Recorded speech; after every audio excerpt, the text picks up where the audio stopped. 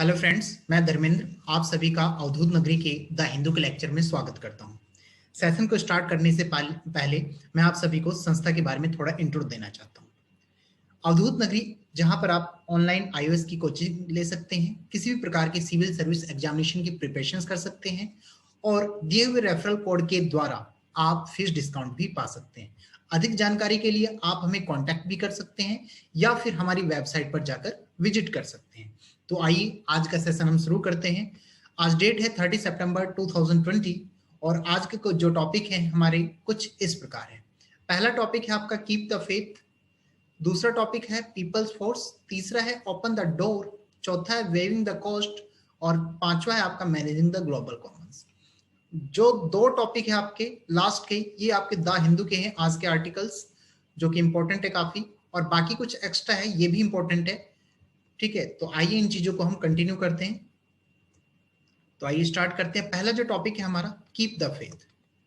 Keep the faith क्या है? Actually एक डिफेंस से रिलेटेड एक आर्टिकल है। इस आर्टिकल में क्या बताया गया है कि करंट में गवर्नमेंट ऑफ इंडिया ने क्या किया, एक न्यू वर्जन डिफेंस एक्वाइजिशन प्रोसेस किया है। उसमें क्या है, सब बहुत इंटरेस्टिंग कंसेप्ट है ये। देखो उसमें क्या है, इंटरेस्टिंग कंसेप्ट ये है कि देखिए जो लीजिंग है, लीजिंग तो समझते हैं, लीज लेना समझते हैं, मतलब किसी चीज को एक तरह से रेंट पे लेना। ठीक है, which will provide an opportunity to lower military hardware cost. मतलब जो हार्डवेयर, एक तो देखो अपॉर्चुनिटी ज्यादा प्रोवाइड करेगा और हार्डवेयर कॉस्ट होगा, जो पैसे का खर्च होगा वो भी आपका कम होगा। जो DAP will in future not build in offsets, और डैप क्या करेगा, फ्यूचर में कोई ऑफसेट्स भी नहीं बनाएगा। ठीक है, सप्लायर के साथ में। When the contract is directly between government, जब कॉन्ट्रैक्ट जो होता है या तो सरकार के बीच में या किसी एक सिंगल वेंडर के साथ, तो बताया जा रहा है कि ऑफसेट वर्क। तो फ्रेंड्स एक ऑफसेट के दौरान क्या हुआ, तो ये डील की बात की गई थी उसमें कि भाई आप जो भी मतलब रफाल्स दे रहे हैं, ठीक है, या उसकी जितनी भी कीमत है उसका 50% जो है आप भारत में इन्वेस्ट करेंगे। लेकिन इन्होंने ऐसा कुछ नहीं किया और आज तक मतलब कोई इसका इफेक्ट भी नहीं देखा जा रहा है। तो कह रहा है कि कैग जो India offset policy did not produce desired result. जो मतलब कैग था, कैग बता रहा, कैग रिपोर्ट के अनुसार कि जो ऑफसेट पॉलिसी थी इंडिया की, उसने एक इच्छाजनक परिणाम भी प्रस्तुत नहीं किया, क्योंकि उसने कुछ किया नहीं, कोई इन्वेस्टमेंट नहीं की, कोई जो ऑफसेट में डीलिंग हुई थी, जो बातें कही गई थी वो यहाँ पे नहीं है। अब डसॉल्ट एविएशन, जो कि देखिए फ्रांस में डसॉल्ट कंपनी से ये कॉन्ट्रैक्ट हुआ था। ये जो है कंपनी डसॉल्ट, ये कंपनी का नाम है जो कि फ्रांस की कंपनी है। ठीक है, और इसी के साथ एक तरह से कॉन्ट्रैक्ट किया गया था। Had not yet fulfilled it offset obligation, जो भी इसके ऑफसेट से रिलेटेड जो भी ऑब्लिगेशन वादे थे, ट्रांसफर टेक्नोलॉजी को ट्रांसफर करने की, और किसके, डीआरडीओ की हेल्प के लिए, ताकि वो कावेरी इंजन को डेवलप कर सके, नई तकनीक का यूज कर सके उसमें। तो वो उन्होंने आज तक अपनी ये ऑफसेट की जो ऑब्लिगेशंस थी इसे पूरा नहीं किया है। तो इसमें कावेरी इंजन जो है आपके, इस पे 30 सालों से काम चल रहा है, टेक्नोलॉजी को बदलने के लिए लगभग 30 साल से काम चल रहा है, ताकि डिफेंस में डेवलपमेंट हो सके। और सबसे बड़ा जो चैलेंज है हमारे के लिए वो क्या है, क्वालिटी है, कि उनकी क्वालिटी अच्छी हो, और उनमें टेक्नोलॉजी की कमी आ रही है, जो तकनीक को सुधारना, ये है हमारे लिए सबसे बड़ा चैलेंज। ऑफसेट्स एक्चुअली है क्या, मतलब एक ऐसा रास्ता है जिससे कंप्रेस द डेवलपमेंट टाइम, विकास के समय को तो कम कर दिया जाए, फॉर डोमेस्टिक इंडस्ट्री। ठीक है, जो भी मतलब कंपनियों के साथ डीलिंग हो रही है उनके लिए, उनके साथ जो कर रहे हैं, तो हमारे लिए जो विकास हो रहा है, विकास के समय को कम कर दे, एक कंडीशन बांध ले, एक शर्त लगा दे। 2018-19 में जो गवर्नमेंट टू गवर्नमेंट डीलिंग हुई थी, उसमें 45,706 करोड़ का ऑफसेट डीलिंग हुआ था। और ऑफसेट एक कहा जा सकता है कि एक क्रिटिकल टूल है, एक ऐसा टूल है जो क्या करता है, आत्मनिर्भर भारत के गोल को रियलाइज करता है, मतलब यानी कि पूरा करने में एक तरह से साथ दे रहा है या सक्षम है, ये चीज आप कह सकते हैं। तो ये जो था हमारा टॉपिक था आपका कीप द फेथ का, यहाँ पे ये टॉपिक फिनिश हुआ। अगला जो टॉपिक है हमारा ए पीपल्स फोर्स, इसमें पुलिस के बारे में बताया गया है। इसमें क्या बताया गया है कि लॉकडाउन के दौरान, जैसा आप जानते हैं, कोविड-19 में बिल्कुल स्टार्टिंग में लॉकडाउन हुआ था, और लॉकडाउन के दौरान बताया जा रहा है कि पुलिस ने क्या-क्या किया हमारे लिए। डिस्पाइट लिमिटेड रिसोर्सेज, इनका जो रोल था काफी इंपॉर्टेंट था हमारे लिए। Despite limited resources and risk to life, India's police agency have risen to the challenges. इन्होंने क्या किया, मतलब यानी कि अपने जीवन को खतरे में डाल दिया, और जो भी इंडिया की पुलिस एजेंसी थी उन्होंने सारे चैलेंज को, मतलब यानी कि उन्हें सब चैलेंजेस में एक तरह से धक्का दे दिया गया या बदलाव दे दिया गया, मतलब यानी कि एक तरह से चैलेंज में उन्हें झोंक दिया गया कि भाई तुम जाओ चैलेंज को स्वीकार करो, इस टाइप से। अगला जो है आपका, और जो ट्रेडिशनल पुलिस थी उसे भी क्या किया गया, उनके जो काम होता था, मान लीजिए कोई पुलिस वाला कहीं पे सिंपल काम कर रहा है या फिर एक मतलब बिल्कुल वहीं पे बैठा रह रहा है, कोई ज्यादा आने जाने का काम नहीं है, तो उसे भी इन कामों में झोंक दिया गया, उसे भी उसके जो ड्यूटीज थी उसे रिप्लेस कर दिए गए। ये सारी चीजें बताई गई, और पुलिस को ही मतलब यानी कि लॉकडाउन को इफेक्टिव बनाना, तो उन पे ये सारी जिम्मेदारियां थोप दी गई कि भाई आप लोगों को इफेक्टिव बनाना है, आपको कैसे भी इस चैलेंज को स्वीकार करना है, एक्सेप्ट करना है और सारी चीजों को फुलफिल करना है।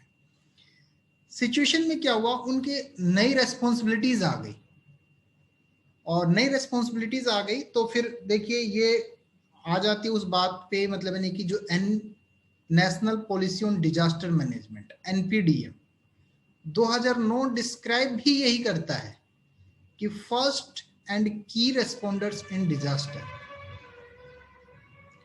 कि मतलब यानी कि, एक मिनट, पुलिस वालों क्या डिस्क्राइब कर रहा है कि फर्स्ट एंड की रेस्पोंडर्स मतलब पहले होते हैं और तुरंत रेस्पॉन्ड करने वाली चाबी होती है, ठीक है, और वो भी कौन से समय में, आपदाजनक, जो भी स्थिति होती है, जो भी आपदा आती है उस समय, ये आपका एनपीडीएम डिस्क्राइब करता है पुलिस के बारे में।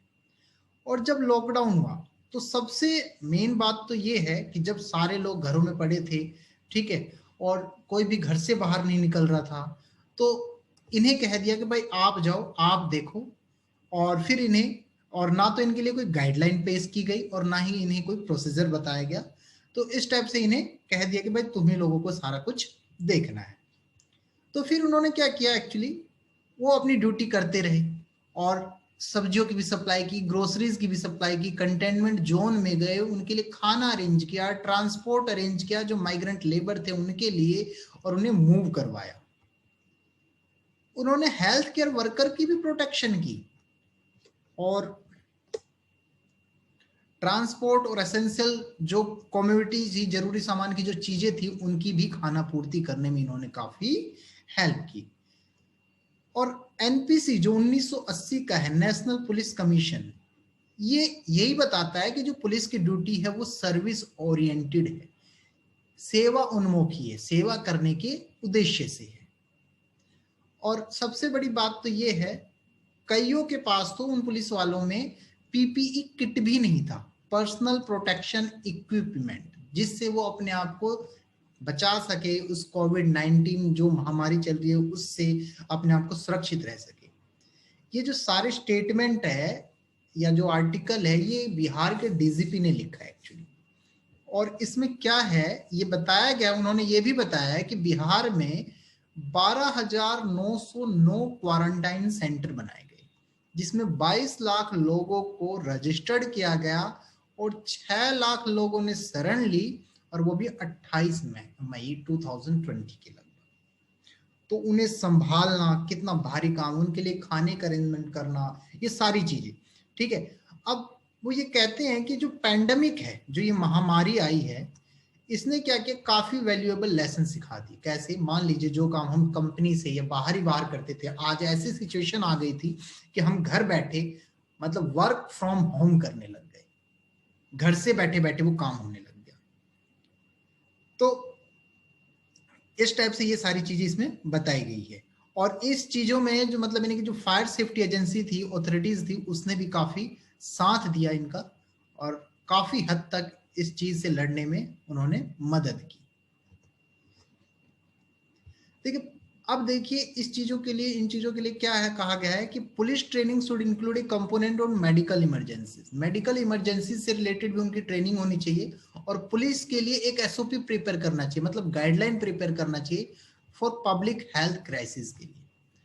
और एक कम्युनिटी पुलिस को भी ऐड करना चाहिए। कम्युनिटी पुलिस क्या होती है, मान लीजिए आपका कोई पर्टिकुलर, ये सपोज कीजिए हमारी पुलिस है और आपका कोई पर्टिकुलर एरिया है, तो आपके एरिया में क्या हुआ, इन्होंने आपको बता दिया भाई हाँ तुम देखोगे कि तुम्हारे एरिया में कौन आ रहा है जा रहा है बाहर, ठीक है, और जैसे ही कोई निकला आपने पहले उसे समझाया भाई बाहर मत जाओ, ये आपके लिए डेंजरस है, ठीक है, लेकिन अगर वो बात नहीं माना तो आपने पुलिस को बता दिया, और फिर पुलिस को ये सूचना मिल गई और पुलिस ने आके इसे समझाया, पनिश किया, जो भी है जैसे भी इस टाइप से।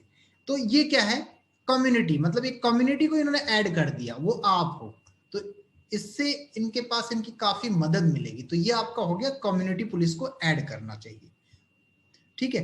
Training academies should devote more time to this subject, और जो ट्रेनिंग एकेडमीज है उन्हें इस सब्जेक्ट से रिलेटेड ज्यादा ध्यान देने की जरूरत है। और कम्युनिटी पुलिस जो है वो क्या करेगी, मतलब यानी कि काफी हेल्पफुल होगी गांव में या जो शहरों पे या जो परिवार में जो भी इस प्रकार के कॉन्फ्लिक्ट्स हो रहे हैं उनसे, ठीक है। और तो वही है, आपके कम्युनिटी को ऐड करना चाहिए, इन्वॉल्व करना चाहिए, हेल्प द फोर्स, फोर्स को हेल्प करने के लिए। अब उसके बाद अगला जो हमारा टॉपिक है, ओपन द डोर। ये महिलाओं से रिलेटेड एक टॉपिक है। इसमें क्या बताया गया है कि जो नई गवर्नमेंट पॉलिसी आई है उसका पर्पस ये है, मतलब यानी कि जो Indian institute of science, science के जो हमारे मतलब आयुर्वेद विज्ञान वाले जो संस्था है, इंडियन इंस्टीट्यूट ऑफ साइंस है, उनमें क्या है, पहले तो देखिए आपको पता है, सपोज कीजिए हमारे देश में, एक एग्जाम्पल बता रहा हूं मैं आपको, 30% महिलाएं एजुकेटेड है, ये आप मानिए, तो क्या ये 30% महिलाएं सारा काम कर रही है, कोई गवर्नमेंट सेक्टर प्राइवेट सेक्टर में क्या सब जा रही है, नहीं, इसमें से भी मात्र मान लीजिए 15% लेडीजें ही काम पे जा रही है, ठीक है, और या फिर आप कह सकते हैं 18% महिलाएं काम पे जा रही, बाकी जो है कोर्स करके पीएचडी करके घर बैठ जाती है, कोई शादी कर लेती है तो कोई किसी वजह से आगे नहीं बढ़ पाती है, कुछ ना कुछ क्राइसिस उन्हें देखने पड़ते हैं। तो ये सारी चीजें यहाँ पे डिस्कस की गई है कि मतलब यानी कि महिला, इस एक नई पॉलिसी का उद्देश्य क्या है कि महिलाओं को इंडियन इंस्टीट्यूट ऑफ साइंस के अंदर उनके मतलब यानी कि काम करने, उनकी एम्प्लॉयमेंट के बेस पे, उनके इंटेलिजेंस के बेस पे उनकी रैंकिंग की जाए।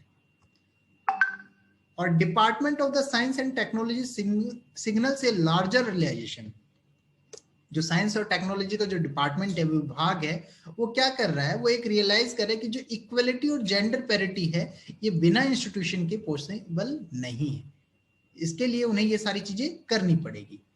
The odds have been stacked against the Indian women scientists for a long while, और मतलब यही बातें बताई गई है कि जो भारतीय महिलाएं है, सॉरी जो भारतीय हम महिलाएं साइंटिस्ट है, वो भी काफी समय से, फॉर लॉन्ग वाइल नाउ, काफी लंबे समय से स्टैक्ड बढ़ी है, और वो भी, ठीक है। और फिर देखिए 2005 में एक गवर्नमेंट टास्क फोर्स आया, उसने ये पाया कि काफी नंबर ऑफ जो वुमेन है entering university to study science, science पढ़ने तो जाती है, लेकिन उनमें से 20%, 1950 की अगर बात करें तो उनमें से 20% ही केवल जाती थी, और दे ड्रॉप ऑफ जस्ट, वो ड्रॉप कर देती, दे वर अबाउट टू एंटर या तो टीचिंग में या फिर डॉक्टर में या रिसर्च में, केवल देखिए जितने पढ़ते थे केवल उसमें से 20%। और आज ये काफी, खैर 1950 के कंपैरिजन में आज काफी बढ़ गया है, पहले जहां पे कुछ नहीं था। Scientific institutions like many other institutions have not given much thought to redesigning their system to accommodate talented women.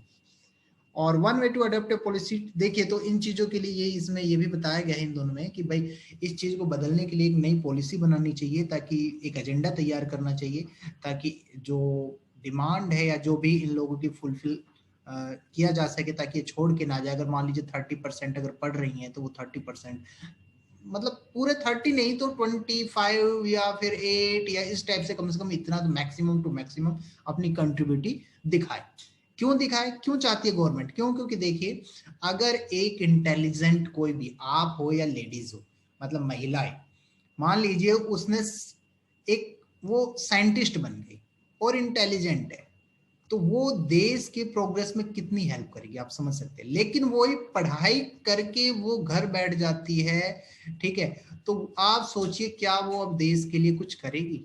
नहीं करेगी। तो इसका रीजन यही है, यहाँ पे बताया गया है, इसीलिए कहा गया है कि भाई उनकी कंट्रीब्यूशन को बढ़ाना चाहिए। या अब देखिए अगला जो है हमारा आज का नेक्स्ट, वेइंग द कॉस्ट। इसमें क्या है, आपके जो कोविड-19 का जो टाइम पीरियड चल रहा है उसके बारे में है लगभग, कि इंडिया में 6 मिलियन केस आ गए हैं, ये सारे एक्टिव नहीं है वैसे, और इसमें से 1 लाख डेथ हो गई है लगभग।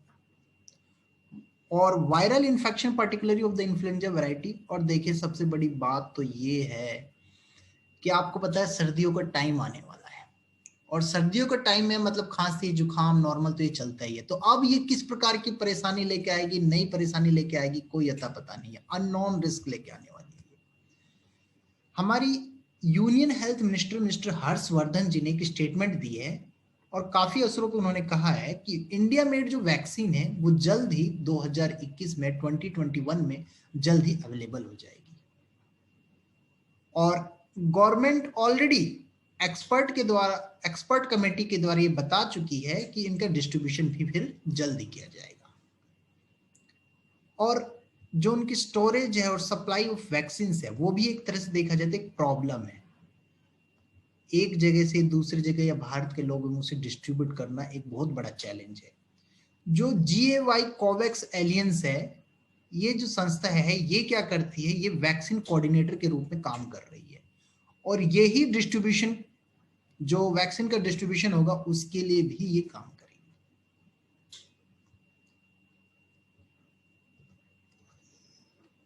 इसमें एक मिनट, इसमें क्या बताया गया कि 78 high income countries and donation the JVA को।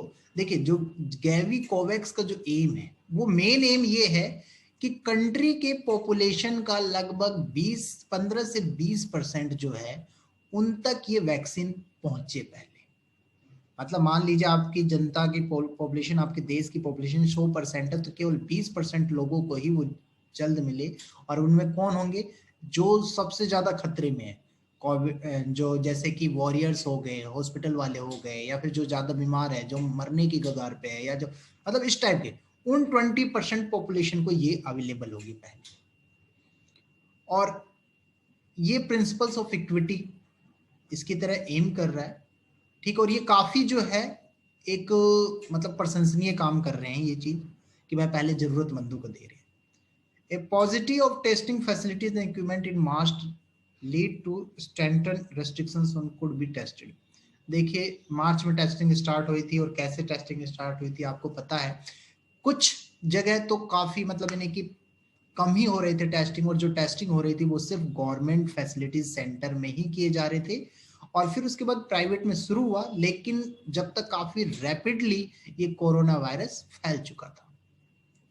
It is to be anticipated that vaccine delivery will be a protected process, कि वैक्सीन डिलीवरी जो होगी वो एक सही तरह, मतलब उसकी डिलीवरी का भी एक तरीका जो है एक लंबा होगा, और हर शहरी तक, हर नागरिक तक उसे पहुंचाने का।